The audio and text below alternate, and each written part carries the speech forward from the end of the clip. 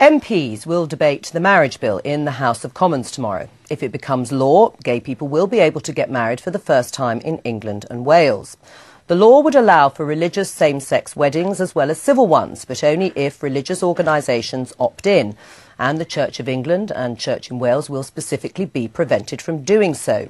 The government insists nobody will be forced to offer gay weddings if they don't want to, but critics say those safeguards aren't enough. And a lot of those critics are in the Conservative Party. David Cameron has invited his MPs to support his plans for gay marriage, but it looks increasingly as though many of them want to leave him standing at the altar. It's estimated that as many as 120 Conservative MPs will vote against the bill, and a further 60 could abstain. Less than half of them are expected to vote in favour.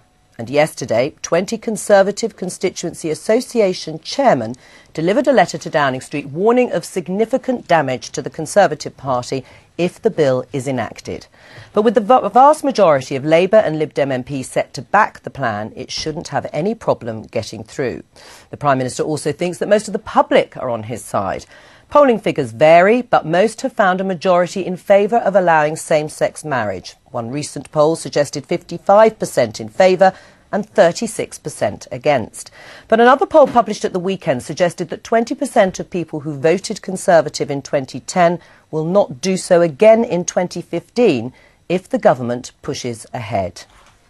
Well, we're joined now by Geoffrey Vero, the chairman of the Surrey Heath Conservative Constituency Association, who's one of the people who delivered that letter to Downing Street yesterday, and by the Conservative MP Gavin Barwell, who backs the plans for gay marriage. Welcome to both of you. Hello. What damage is being inflicted on the Conservative Party in your mind because of the plans to legalise gay marriage? Well, it's very difficult to actually totally quantify it. What we do know is that we've had a very considerable number of emails and letters which has come into the constituency office and directly to Michael Gove, who is our MP. And who disagrees with you? Yeah, we're fundamentally opposed, and we've agreed to disagree over a long period of time on this issue. And I might like to make it very clear that everybody's entitled to their own views, of course, on this matter. But our fear is that we are having resignations. We are having activists who said, terribly sorry, Geoffrey, but next time round I won't help sending out the leaflets, I won't do the stuffing, I won't do the knocking up. And in my judgment, it is very important, in order to get elected certainly at general elections, you need to get your vote out. And that is the risk I think David Cameron is taking on this issue. Is it worth the risk, Gavin Barwell? I think it's a really important change. I mean, I'm a Conservative because I believe in marriage. I believe it's a hugely important institution in our society. And provided there's protection for religious groups that don't want to conduct same-sex marriages, I'd like to see the maximum number of people be able to benefit from this institution, exchange the same vows that my wife and I have. So it is an important issue of principle. And actually, the polling evidence that you just cited shows that it's unlikely to have a significant impact one way or the other at the next election. But actually, it's about the principle, not about which way the votes will go, I think. Right, but in terms of the public, general public out there, the polls do indicate that a majority are in favour of the plans. And a majority of Conservative supporters as well. A majority of Conservative supporters. Right, well, what do you say then to the claims being made here by Geoffrey Vero that actually you're going to start bleeding support from within the party? Grassroots are going to desert you. You need those people on nights of general election. Well, that's not my experience in my constituency. I mean, these free vote issues are difficult. They divide all political parties. So there will certainly be members of the Conservative Party like Geoffrey that have a different view on this issue, and I completely respect his opinion. But I would hope that if you look at the wider picture in terms of all the things the government is doing, we're not going to see people that are dedicated, committed Conservatives giving up altogether. Louise Cooper, how does it look to you when you hear people like Geoffrey Vero saying that we shouldn't go ahead with these plans, and in his view it's turning off grassroots Tories? I think the vocal minority, the grassroots Tories, are out shouting, as always happens, the majority who are far too busy paying their mortgages, paying their bills, coping with financial crisis, coping with unemployment, and they look at Westminster and say, what is going on? You people are out of date, out of touch, and especially some of these grassroots, church-going, playing golf on Sunday type people, out of touch with what modern Britain looks like. And I'm afraid this is the perception from the outside looking into this issue that's convulsing the party. Right, well, that will be more damaging than the activists that you may lose. Well, this is a view expressed, obviously, by people who are pro it. But this is a complex issue. We're trying to overturn 5,000 years of perceived civilization views on this. We are a progressive country. We are moving forward. And what the presentation of the letter to David Cameron did yesterday was saying, just slow this whole process down. We don't believe you've got this in the manifesto or the mandate within this government, and we would like this thing debated long and hard. All the statistics are all over the place on this issue. We have seen completely different pollings on this. And, you know, I think it's very important to respect also some of the older people, because we had a chat earlier on about this. This is a generational issue. And actually, a lot of the people, progressively over the age of 45 and 50, feel that this is an attack on many of their core beliefs. And therefore, I think we need to have a much more rational discussion than perhaps just being completely dismissed as old fogies. I think that's an important point. I think if you actually look at the polling, it's perhaps not surprising that older people and people of faith are the ones that are more concerned about this.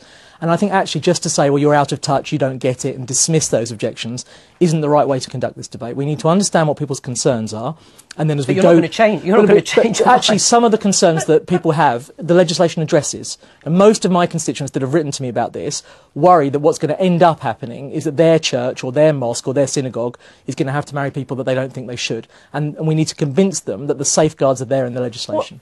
Well, you know, we either live in an equal society or we don't. We either live in a society that discriminates against people or we don't. I agree, but it's the way we conduct the debate. We mustn't just say to people, you're out of touch, you don't get it, and dismiss the objections.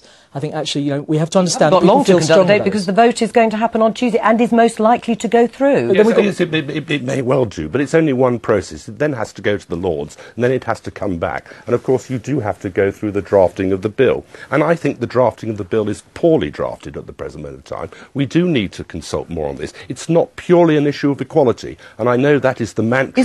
Why isn't it an issue of equality? Because this has complexities as regards teachers, as regards children and everything else. And it's not... The equality seems to be the 53rd card in the pack. It's the joker which trumps absolutely any other argument you've got. If you don't like something, you play the equality card. And it is more complex than that. What are the issues? Can you give us some examples of some of the bad drafting or some of the things you don't like? Well, I mean, the drafting makes an absolute nonsense. I mean, traditionally in marriage, the two grounds for divorce are non-consummation and adultery. Well, you can't have that in same-sex marriage. So the drafting just comes across as very bizarre. You have the Archbishop the new Archbishop of Canterbury seriously questioning why David Cameron's doing. You have the Pope, who is totally against this. This is a complex issue. You are playing with core beliefs in humanity, and it's not purely an equality issue. But I understand that there's another point of view towards that, and therefore we have to respect both points. So can I go back to, when you said there's issues with teachers and pupils, is that you don't want to have gay people teaching in schools? Is that... No, certainly not. The concern is that all teachers have a responsibility under the Educational Act, as far as to teach marriage, and they will be required to teach same-sex marriage similar to normal marriage. Now, I know Michael Gove is very keen to try and give as many protections in there as possible, but there is a risk that teachers who fundamentally disagree with this, and everybody's entitled to have their own views, may well find that they are isolated from their schools and may well lose their jobs because of subsequent legislation overturning it in the European courts. Well, I mean, listening to Geoffrey Vero, he represents a section of the party and a section of the parliamentary party. To what extent is this going to be a blow to David Cameron's authority? I know it's a free vote, when around 180 MPs vote against. Well, I very much hope that more Conservative MPs will support this measure than vote against it. But it is a blow to his authority, isn't it? Obviously, I'd like every Conservative MP to back it from where I'm coming from. But I think actually if you look back 10 years ago, you wouldn't see Conservatives proposing these kinds of... It's a measure of how the party has changed, that it's a Conservative-led government that is bringing forward these proposals. And I hope that as many of my colleagues as possible will support the proposal when it's... Right, but we know there could be around 150 up to 180 MPs who will vote against. What will that do to David Cameron's authority? I would be very surprised if the numbers voting against are as high as you've just said. Where do you think Well, I'm not going to speculate on the figures, but as I said, I would hope that more Conservative MPs are going to vote for it than vote against it. Is this a question of strategy, then, for David Cameron? Is this the sort of climax to the detoxification of the Tory brand? Because if it's a strategy, I would suggest it's not working quite the way he'd intended. No, I think this is about promoting marriage as an important part of our society. I very much hope that the government will very quickly bring forward proposals in relation to a tax allowance for married couples. As a Conservative, I believe very strongly that marriage is a key sort of pillar of our society. And as I said, provided there's protection for those faith groups that don't want to conduct these marriages, then I want to see as many people in our society as possible benefit from it. That's why I think the legislation is a good thing. I don't want the government to tell me whether or not I'm married or not.